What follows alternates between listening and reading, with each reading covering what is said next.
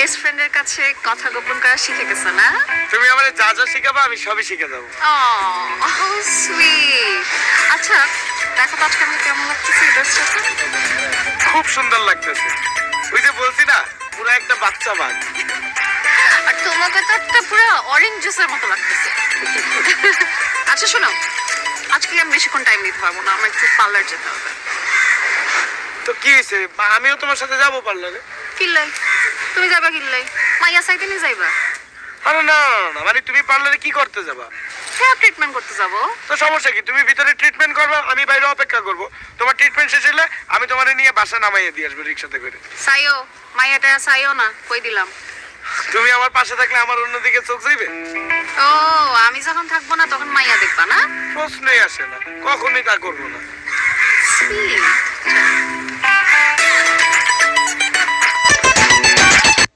best ফ্রেন্ডের কাছে